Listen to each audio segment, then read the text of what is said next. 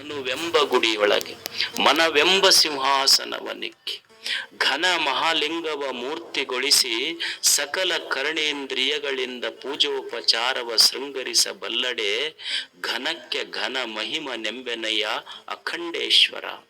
ಷಣ್ಮುಖ ಶಿವಯೋಗಿಗಳ ಹೆಸರು. ಅವ್ರ ವಚನಾಂಕಿತ ಅಖಂಡೇಶ್ವರ. ಎಷ್ಟು ಚಂದ ಇಟ್ಟಾರ ಅವ್ರ ಹೆಸರು ಅಖಂಡೇಶ್ವರ. ಅವ್ರ ದೇವ್ರಿಗೆ ಹೆಸರಿಟ್ಟಾರ ಅವ್ರು. ನಮ್ಮ ದೇವ್ರ ಮನಿ ದೇವ್ರು ಬೇರೆ, ಮನದ ದೇವ್ರು ಬೇರೆ, ಜಾತಿ ದೇವ್ರು ಬೇರೆ, ಧರ್ಮ ದೇವ್ರು ಬೇರೆ, ನಡ್ಕೊಳ್ಳೋ ದೇವ್ರು ಬೇರೆ. ಅವ್ರ ನಮ್ಮ ದೇವ್ರು ಕಂಡು ತುಂಡಾಗ್ಯಾವ. ಆದ್ರೆ ಅವ್ರ ದೇವ್ರು ಅಖಂಡೇಶ್ವರ ಅಂತ ಹೆಸರಿಟ್ಟಾರ ಅವ್ರು. ಅಖಂಡೇಶ್ವರ ಅಂತ ಯಾರಿಗೆ ಅನ್ಬೇಕಂದ್ರ, ಈಗ ತಾಯಂದಿರದಿರಿ ನೀವು, ಈಗ ತಾಳಿ ಹಾಕೊಂತೀರಿ.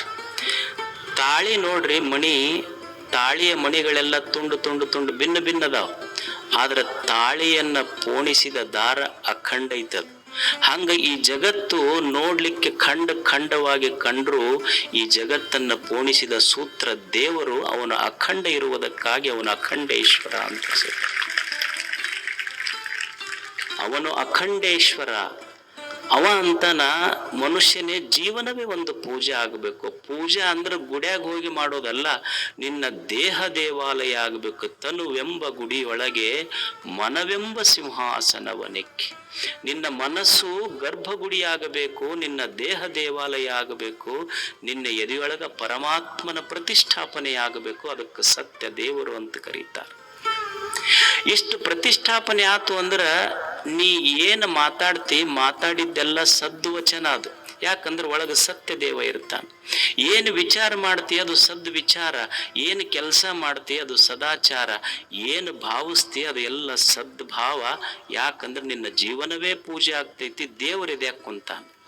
ನೀನು ದೇವರನ್ನ ಗುಡಿಯೊಳಗೆ ಪೂಜೆ ಮಾಡುವನಲ್ಲ, ನಿನ್ನ ಎದೆಯೊಳಗಿಟ್ಟು ಪೂಜೆ ಮಾಡವ. ಅದಕ್ಕೆ ನಿನ್ನ ಜೀವನವೇ ಒಂದು ಆರಾಧನೆ. ನಾವು ದೇವರನ್ನ ಗುಡಿಯೊಳಗಿಟ್ಟು ಪೂಜೆ ಮಾಡುವುದಲ್ಲ, ದೇವರನ್ನ ಎದೆಯೊಳಗಿಟ್ಟು ಪೂಜೆ ಮಾಡಿದ್ರೆ ಜೀವನ ಒಂದು ಬದುಕೇ ಆರಾಧನೆ ಅಷ್ಟೆ. ಬದುಕು ಆರಾಧನೆ ಆಗಬೇಕು, ಬದುಕೊಂದು ಪೂಜೆ ಆಗಬೇಕಲ್ಲ. ಹೆಂಗ ಬದುಕಬೇಕು ಮನುಷ್ಯ? ಸದಾಚಾರಿಯಾಗಿ ಬದುಕುವುದು. ಸತ್ಯವನ್ನ ನೀ ಅರುತಿ ಅಂದ್ರ ಅದು ಜ್ಞಾನ ಮಾರ್ಗ. ಸತ್ಯವನ್ನ ತಿಳಿದ್ರ ಜ್ಞಾನ ಮಾರ್ಗ. ಸತ್ಯವನ್ನ ನಂಬುದಿ ಅಂದ್ರೆ ಭಕ್ತಿ ಮಾರ್ಗ. ಸತ್ಯವನ್ನ ಆಚರಣೆ ಮಾಡಿದಿ ಅಂದ್ರೆ ಕರ್ಮ ಮಾರ್ಗ. ಇವೆಲ್ಲವನ್ನು ತಿಳಿದಿ ಅಂದ್ರೆ ಅದೇ ಮುಕ್ತಿ ಮಾರ್ಗ, ಜೀವನ್ ಮುಕ್ತಾವಸ್ಥೆ ಅಂತ ಕರೆದ್ರ ಅದಕ್ಕೆ. ಇದನ್ನ ತಿಳಿದು ಬದುಕೋದು ಮನುಷ್ಯ. ದೇವ್ರು ನಿನ್ನ ಎದ್ಯಾಕ ಕುಂತ ಅಂದ್ರೆ ನೀ ಏನ್ ಕೆಲಸ ಮಾಡ್ತಿ? ಸದಾಚಾರಿ ನೀನಷ್ಟು. ಸದಾಚಾರಿಯಾಗಿ ಬದುಕಬೇಕು ಮನುಷ್ಯ. ಸದಾಚಾರ ಅಂದ್ರೆ ಸಂತರ ಆಚರಣೆ. ಏನು ದೊಡ್ಡವರು ತಿಳಿದು ಬದುಕ್ಯಾರಲ್ಲ ಆ ಆಚರಣೆ. ಹೆಂಗ ಬದುಕಿದ್ರು ಇಲ್ಲಿ ಬದುಕಲಿಲ್ಲ ಏನು? ಎಷ್ಟು ಜನ ಹ್ಯಾಗ ಬದುಕಿದ್ರು, ಎಷ್ಟು ದೊಡ್ಡವರು ಬದುಕಿದ್ರು. ನಾವೆಲ್ಲ ಸರ್ ಎಂ ವಿಶ್ವೇಶ್ವರಯ್ಯನವ್ರ ಹೆಸರು ಕೇಳಿವಿ. ವಿಶ್ವೇಶ್ವರಯ್ಯನವರು ಎಷ್ಟು ದೊಡ್ಡವರು, ಎಷ್ಟು ಆಚಾರಶೀಲರು. ಇವತ್ತು ಮಂಡ್ಯ ಮೈಸೂರು ಕಡೆ ಹೋದ ಜನ ಅವ್ರು KRS ಕಟ್ಟಿದ್ರು. ಅವರೇ ಅದನ್ನ ಡಿಸೈನ್ ಮಾಡಿದ್ರು. KRS ಕಟ್ಟಿದ್ದಕ್ಕಾಗಿ ಇವತ್ತಲ್ಲೆಲ್ಲ ನೀರಾವರಿ. ಜನ ಟ್ರೈನ್ನೊಳಗ ಬಸ್ನೊಳಗ ಮಂಡ್ಯ ಮೈಸೂರು ಕಡೆ ಹೋಗೋರು ಬೆಳೆದ ತೆಂಗು, ಬೆಳೆದ ಬಾಳೆ, ಬೆಳೆದ ಕಬ್ಬ, ಬೆಳೆದ ಭತ್ತ ಹಸಿರು ನೋಡಿ ಇದು ತೆಂಗ, ಇದು ಬಾಳೆ, ಇದು ಕಬ್ಬು ಅಂತ ಹೇಳುದಿಲ್ಲ. ಆ ಹಸಿರು ನೋಡಿ ಇದು ಬಾಳೆ, ತೆಂಗು, ಕಬ್ಬು ಅಂತ ಹೇಳುದಿಲ್ಲ. ಇದು ಏನೇನು ಕಾಣ್ತೈತೆಲ್ಲ ಇದೆಲ್ಲ ವಿಶ್ವೇಶ್ವರಯ್ಯ, ಇದೆಲ್ಲ ವಿಶ್ವೇಶ್ವರಯ್ಯ, ಇದೆಲ್ಲ ವಿಶ್ವೇಶ್ವರಯ್ಯ. ಅಂಥ ವಿಶ್ವೇಶ್ವರಯ್ಯನವರು KRS ಕಟ್ಟಬೇಕಾದ್ರೆ ನಾಲ್ವಡಿ ಕೃಷ್ಣರಾಜ ಒಡೆಯರು ಮೈಸೂರು ಒಡೆಯರಿದ್ರಂತ. ಇವರು ಅದನ್ನೆಲ್ಲ ಡಿಸೈನ್ ಮಾಡಿ ಪ್ಲಾನ್ ಮಾಡಿ ಕೃಷ್ಣರಾಜ ಒಡೆಯರ್ ಹತ್ರ ಎದುರಿಟ್ಟಾಗ ಕನ್ನಂಬಾಡಿ ಕಟ್ಟಬೇಕು, ಉಪಯೋಗ ಆಗ್ತೈತಿ ರೈತರಿಗೆ. ಅವಾಗ ಕೃಷ್ಣರಾಜ ಒಡೆಯರು ಸ್ವಲ್ಪ ಹಿಂದ ಮುಂದ ಮಾಡಿದ್ರಂತ. ರೊಕ್ಕ ದುಡ್ಡು ಎಲ್ಲಿಂದ ತರೋದು? ಅವ್ರ ಹಠ ಹಿಡಿದು ಒಪ್ಸಿದ್ರಂತ. ಅವ್ರಿಗೆ ನೀವು ಮಾಡ್ಲೇಬೇಕಿದನ್ನಂತ.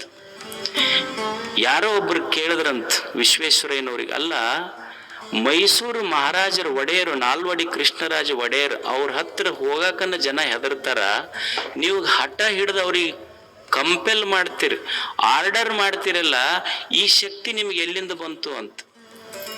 ಇಷ್ಟು ಧೈರ್ಯ ನಿಮಗೆ, ಮಹಾರಾಜರಿಗೆ ಎದೆಗೊಟ್ಟು ಹೇಳುವಂತ ಧೈರ್ಯ ಎಲ್ಲಿಂದ ಬಂತು ನಿಮಗ? ಅವಾಗ ವಿಶ್ವೇಶ್ವರಯ್ಯ ಹೇಳದ್ನಂತ, ನೋಡು ಮಹಾರಾಜರಿಗೆ ಸತ್ಯವನ್ನ ಸತ್ಯದಂತೆ ಹೇಳುವ ಎದೆಗಾರಿಕೆ ನನಗೆ ಎಲ್ಲಿಂದ ಬಂತು ಅಂದ್ರೆ, ನಾನು ದಿವಸ ಅರಮನೆಗೆ ಹೋಗುವಾಗ ನಂದೊಂದು ಪಾಕೆಟ್ನಾಗ ರಾಜೀನಾಮೆ ಪತ್ರ ಇಟ್ಕೊಂಡ ಹೋಗಿ ನಾನು ಹಂಗ ಹೋಗುದಿಲ್ಲ ಅಂತ ಹೇಳಿದ್ರಂತ. ಅದಕ್ಕ ಧೈರ್ಯ ಬಂದೈತಿ ನನಗೆ. ನಮ್ಮ ಬಕ್ಕಣದಾಗ ನಾವು ನೌಕರಿಗೆ ಅರ್ಜಿ ಇಟ್ಕೊಂಡು ಹೋಗ್ತೀವಿ, ಅವ ಪ್ರತಿನಿತ್ಯ ರಾಜೀನಾಮೆ ಪತ್ರ ಇಟ್ಕೊಂಡು ಹೋಗ್ತಿದ್. ನನ್ನ ಸತ್ಯದ ಆಚರಣೆಯಿಂದ ಈ ಧೈರ್ಯ ಬರ್ತೈತಿ. ಇವತ್ತು ನಮ್ಮೆಲ್ಲ ಆಫೀಸರ್ಗಳು ಅದೆಲ್ಲ ನೋಡ್ತೀವಲ್ಲ ವ್ಯವಸ್ಥೆಯೊಳಗೆ, ಯಾಕೆ ಧೈರ್ಯ ಇಲ್ಲ, ಯಾಕೆ ಟೆನ್ಷನ್ ಅಂದ್ರೆ ನಮಗೆ ಸತ್ಯದ ಆಚರಣೆಯ ಕೊರತೆ ನಮ್ಮಲ್ಲಿ ಐತಷ್ಟೆ. ಸತ್ಯದ ಅನುದಾನದಿಂದ ಜಗತ್ತು ಕಟ್ಲಿಕ್ಕೆ ಅವ್ರೇನು ಅನುದಾನದಿಂದ ಕಟ್ಲಿಲ್ಲ, ಸತ್ಯದ ಆಚರಣೆಯಿಂದ ಕಟ್ಟಿದ್ರು. ನಮಗ ಆ ಧೈರ್ಯ ಇಲ್ಲ ಅಷ್ಟು. ಯಾರೋ ಒಬ್ಬರು ರಿಟೈರ್ಡ್ ಆದ್ರಂತ ಆಫೀಸರ್. ರಿಟೈರ್ಡ್ ಆದ್ಮೇಲೆ ಅವ್ರ ಸ್ನೇಹಿತರಿಗೆ ಹೇಳ್ತಿದ್ರಂತ, ನಮಗೆ ಅರ್ಧ ಪಗಾರ ಬರಕತ್ತೈತಿ ನೋಡ್ರಿ ಅಂತ. ಅವಾಗ ಅವ್ರು ಹೇಳಿದ್ರು, ಅಲ್ರಿ ಮತ್ತೆ ರಿಟೈರ್ಡ್ ಆಗಿರಿ, ಈಗ ಅರ್ಧ ಪಗಾರ ಬರ್ತೈತಿ. ಅಲ್ಲಿ ರಿಟೈರ್ಡ್ ಆದ್ರೆ ಏನಾಯ್ತು? ಅಲ್ರಿ ರಿಟೈರ್ಡ್ ಆದ್ರೆ ಏನು ಕೆಲಸ ಇರುವುದಿಲ್ಲ, ಅರ್ಧ ಪಗಾರ ಬರ್ತೈತಿ. ಅಲ್ರಿ ಮೊದಲು ಏನು ಕೆಲಸ ಮಾಡ್ತಿದ್ದಿಲ್ಲ, ಅವು ಪೂರ ಕೊಡ್ತಿದ್ರು, ಈಗ ಯಾಕೆ ಅರ್ಧ ಕೊಡ್ತಾರ ಗೊತ್ತಾಗುವಲ್ಲ. ಅಂದ್ರೆ ಎರಡೂ ಸೇಮ್, ನಾವು ರಿಟೈರ್ಡ್ ಆದ್ರೂ ಅಷ್ಟೇ ಅದೀವಿ, ಮೊದಲು ನೋ ಡಿಫ್ರೆನ್ಸ್ ಎಟ್ ಆಲ್. ಅಂದ್ರೆ ನಮ್ಮ ಆಚರಣೆಗಳು ಹೆಂಗ? ಸತ್ಯದ ಆಚರಣೆಯಿಂದ ಕಟ್ಟಬೇಕಾಗ್ತದೆ ಸಮಾಜ. ನಮ್ಮ ಕೊಪ್ಪಳದ ಹತ್ರ ಒಂದು ಕಿನ್ನಾಳ ಅಂತ ಒಂದು ಹಳ್ಳಿ ಐತಿ. ಸತ್ಯದ ಆಚರಣೆ ಹೆಂಗಿರ್ತದೆ? ಮೊನ್ನೆ ಗಣಪತಿ ಹಬ್ಬ ಬಂತು. ಗಣಪತಿ ಹಬ್ಬಕ್ಕ ಊರನವರೆಲ್ಲ ಪಟ್ಟಿ ಮಾಡಿದ್ರು. ಪಟ್ಟಿ ಮಾಡಿ ಹುಡುಗರು ಡಿಜಿ ತಂದು ಕುಣಿಲಿಲ್ಲ, ಕುಡಿದು ಕುಣಿಲಿಲ್ಲ, ಡಿಜಿ ಹಚ್ಚಿ ಗಣಪತಿ ಮುಂದೆ ಕುಣಿಲಿಲ್ಲ. ಅವ್ರು ಏನು ಮಾಡಿದ್ರು ಅಂದ್ರ ಗಣಪತಿ ಇಟ್ರು, ಪೂಜಾ ಮಾಡಿದ್ರು, ಬಂದು ದುಡ್ಡೆಲ್ಲ ಊರಿನ ರಸ್ತೆ ಇರಲಿಲ್ಲ, ಸರ್ಕಾರಕ್ಕೆ ಅನುದಾನ ಕೇಳಿಲ್ಲ, ಬಂದು ದುಡ್ಡಿನಿಂದ ತಾವೇ ಊರಿನ ರಸ್ತೆ ಮಾಡಿಕೊಂಡ್ರು. ಅನುದಾನದಿಂದ ಕಟ್ಟುವುದಲ್ಲ, ಆಚರಣೆಯಿಂದ ಕಟ್ಟಬೇಕಾಗ್ತದೆ ಜಗತ್ತನ್ನು. ಆಚರಣೆಯಿಂದ ಕಟ್ಟಬೇಕಾಗ್ತದೆ. ಅದಕ್ಕೆ ಸತ್ಯದ ಆಚರಣೆ ಬಹಳ ಮುಖ್ಯ. ಆಮೇಲೆ ಗಿಣಿಗೇರಿ ಅಂತ ಒಂದು ಊರು ಐತಿ, ಗಿಣಿಗೇರಿ. ಅಲ್ಲೊಂದು 280 ಎಕರೆ ಕೆರೆ ಇತ್ತು. ಅದು ಎಲ್ಲ ಸ್ವಲ್ಪ ಅವರು ಇವರು ಅಕ್ವೈರ್ ಮಾಡ್ಕೊಂಡಿದ್ರು. ಆ ಗಿಣಿಗೇರಿ ಕೆರೆ ಪುನರುಜ್ಜೀವನ ಮಾಡ್ಬೇಕಂತ ನಾವೆಲ್ಲ ಕೂಡಿ, ಹಳ್ಳಿ ಜನ ಕೂಡಿ ಒಂದು ಪ್ರಯತ್ನ ಪಟ್ಟಿವಿ. ನಿಮಗೆ ಆಶ್ಚರ್ಯ ಅನಿಸ್ಬೋದು, 280 ಎಕರೆ ಕೆರೆ ಹೂಳೆತ್ತಿ, ಒಟ್ಟ ನೀರಿದ್ದಿದ್ದಿಲ್ಲ ಕೆರೆಯಾಗ. 18 ವರ್ಷ ನೀರಿದ್ದಿದ್ದಿಲ್ಲ, ತುಂಬಿದ್ದಿಲ್ಲ ಕೆರೆ. ಅದನ್ನ ಸುಮಾರು 7-8 ಕಿಲೋಮೀಟರ್ ಎಲ್ಲ ಬಂಡ್ ಮಾಡಿ, ಫೆನ್ಸಿಂಗ್ ಮಾಡಿ, ಮಿಯಾವಾಕಿ ಫಾರೆಸ್ಟ್ ರೆಡಿ ಮಾಡಿ, ಚಿಲ್ಡ್ರನ್ ಪಾರ್ಕ್ ಮಾಡಿ, ಅಲ್ಲೊಂದು ಸಭಾಭವನ ಮಾಡಿ ಕೆರೆ ರೆಡಿ ಆಯ್ತು. 18 ವರ್ಷ ಆಗ್ಲಾರ್ದ ಮಳಿ, ಅದೇ ವರ್ಷ ಮಳಿಯಾಗಿ ಕೆರೆ ತುಂಬಿತ್ತು. ಸರ್ಕಾರದ ಅನುದಾನದಿಂದಲ್ಲ, ಹಳ್ಳಿ ಜನ 1 ಕೋಟಿ ರೂಪಾಯಿ ಕೂಡಿಸಿ ಕೆರೆಗೆ ಕೊಟ್ಟರು. ಅನುದಾನದಿಂದಲ್ಲ, ಆಚರಣೆಯಿಂದ ನಮ್ಮ ನಾಡನ್ನು ನಾವು ಕಟ್ಟಬಹುದು, ಬದುಕನ್ನು ಕಟ್ಟಬಹುದು. ನಮ್ಮ ಏನಿಲ್ಲ, ಭಾರತ ಬಂದ್, ಕರ್ನಾಟಕ ಬಂದ್, ಹಿಂಗಾದ್ರೆ ದೇಶ ಉದ್ಧಾರ ಆಗುದೆ ಅಂತ. ಶಾಲೆಗಳು ಬಂದ್, ನಾವೆಲ್ಲ ಸ್ಟ್ರೈಕ್ ಮಾಡ್ತೀವಿ, ಇಲ್ಲಿ ಶಾಲೆ ಬಂದ್ ಮಾಡ್ತೀವಿ, ಆಸ್ಪತ್ರೆ ಬಂದ್ ಮಾಡ್ತೀವಿ, ಹಾಲು ಬಂದ್, ನೀರು ಬಂದ್, ಬಾರ್ ಮಾತ್ರ ಬಂದಿಲ್ಲ, ಉಳಿದಿದ್ದೆಲ್ಲ ಬಂದಾಕ. ಮತ್ತೆ ಅವತ್ತು ಜಾಸ್ತಿ ಇರ್ತಾವ. ಹಿಂಗಾದ್ರೆ ದೇಶ ಕಟ್ಟುವುದು ಯಾವಾಗ? ನಾವು ಸದಾಚಾರದಿಂದ ದೇಶ ಕಟ್ಟಬೇಕು. ಮನುಷ್ಯನೊಳಗೆ ಸದಾಚಾರ ಇರಬೇಕು, ಸದ್ಬುದ್ಧಿ ಇರಬೇಕು, ಸದ್ಭಾವ ಇರಬೇಕು. ನಮ್ಮ ಬುದ್ಧಿ ಹೆಂಗಾಗ್ಯಾವ ಅಂದ್ರೆ ಸ್ವಲ್ಪ ಕೆಟ್ಟಾವ. ಯಾವಾಗ ದೇವರು ಎದ್ಯಾಗ ಕುಂತ ದೈವಿ ಭಾವ ಇತ್ತು ಅಂದ್ರ ಸದ್ಬುದ್ಧಿ, ಬರೇ ಬುದ್ಧಿ ಇರುವುದಿಲ್ಲ, ಸದ್ಬುದ್ಧಿ ಇರ್ತೈತಿ. ಅದು ಸದ್ಬುದ್ಧಿ ಏನ್ ಮಾಡ್ತೈತಿ ಅಂದ್ರೆ ವಿಚಾರ ಮಾಡಾಕತ್ತೈತಿ. ಸದ್ವಿಚಾರ ಅಂತ ಕರೀತಾರ ಅದಕ್ಕೆ. ಯಾವುದು ಸರಿ ಯಾವುದು ತಪ್ಪು ಅಂತ ಸ್ವಲ್ಪ ವಿಚಾರ ಮಾಡಕ್ ಹಸ್ತೈತಿ. ಸರಿ ತಪ್ಪುಗಳನ್ನು ವಿಚಾರ ಮಾಡಕ್ ಹಸ್ತೈತಿ. ಈಗ ನೀವು ಮನ್ಯಾಗ ಇದು ಏನೋ ಆರಾಮಿಲ್ಲ ಅಂತ ತಿಳ್ಕೊಡ್ರಿ, ಸ್ಕ್ಯಾನ್ ಮಾಡಿಸ್ತೀರಿ ಇಲ್ಲ? ಸ್ಕ್ಯಾನ್ ಏನ್ ಮಾಡ್ತೈತಿ ಅಂದ್ರ ಎಲ್ಲಿ ದೋಷ ಐತಿ ಅದು ತೋರಿಸ್ಕೊಡ್ತೈತಿ.